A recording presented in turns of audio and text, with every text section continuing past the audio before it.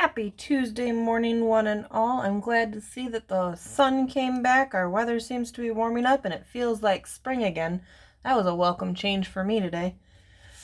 All right, let's look at our math for the week. We are on Tuesday. I will help you with this in just a second. There will be another video up soon to go over your story problem for the day. It's a little bit trickier of a problem, so make sure you tune in for that. We are on to fours for the first time, although in the fours, you should have already practiced 4 times 1, 4 times 2, 4 times 5, and 4 times 10 from doing your work the last few weeks, so half of that should already be pretty well perfected. But go in and practice those other ones, especially some of these higher ones, like from 6 up. That's where you guys kind of slow down sometimes. And then make sure you try that place value concentration game so that you're in good shape for it when it's due Friday. All right, let's get on to this. We have this, and the directions said to do an area model and then solve using a standard algorithm, which we talked about yesterday. Standard algorithm is just a standard accepted way of doing a math problem that comes in steps and processes and things like that. Generally speaking, that's your traditional method. So I'll do both. The area model is a lot like our partial products thing, except that we aren't going to finish off the math. We are just going to look at the parts and how it's broken up. In this one, I have a 3-digit by a 3-digit.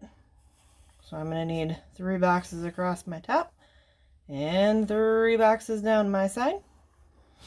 I'm going to have 481 and 352.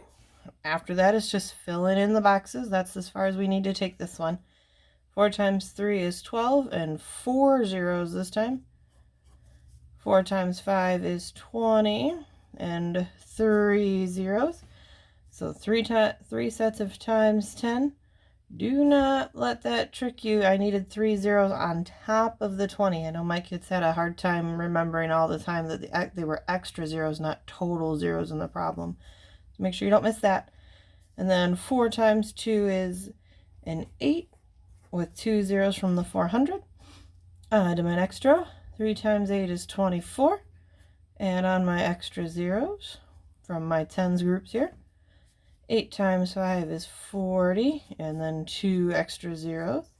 Again, don't mess up the fact that that 1 zero belongs in there, so it actually needs to be 4,000. And then 80 times 2 is 160. This one will be nice because it's all times 1. 350. And 2.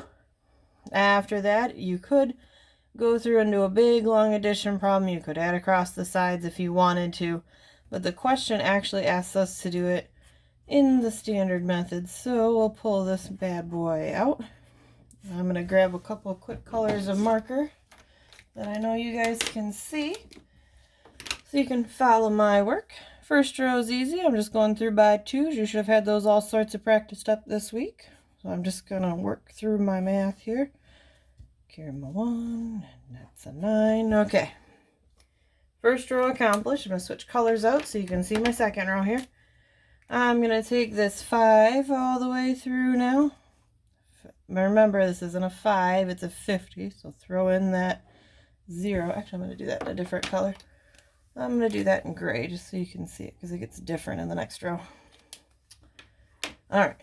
Now I'm going through, now that I've called this a 50, I'm just going to call this a 5 for the sake of multiplying through. And I've got 5, 40, and 24. Switch out for my next row here. Here's where this one gets tricky. We didn't do a ton of these in class. But remember, this is a 3, this is a 300 and not a 3. 300s have 2 place values over. I need to throw in 2 zeros when I'm multiplying. 2 placeholders. But now I can go through. Remember, I go to my 1s place, then my 10s, then my 100s.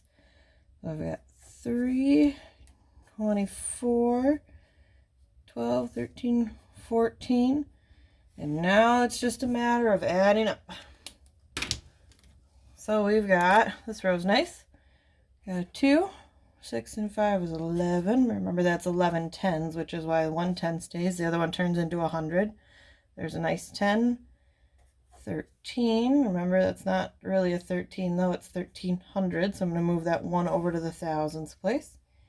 I got 8, 9 of those.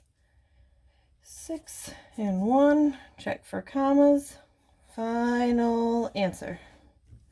Okay, you guys need to do the same thing with this problem. Take your time, go through it. If it helps you to do it in color, do it in color. Sometimes that helps to keep track of your math, especially when you have multiple renames and that kind of a thing. It gets hard to keep track of, so maybe that will help some of you. Good luck, guys.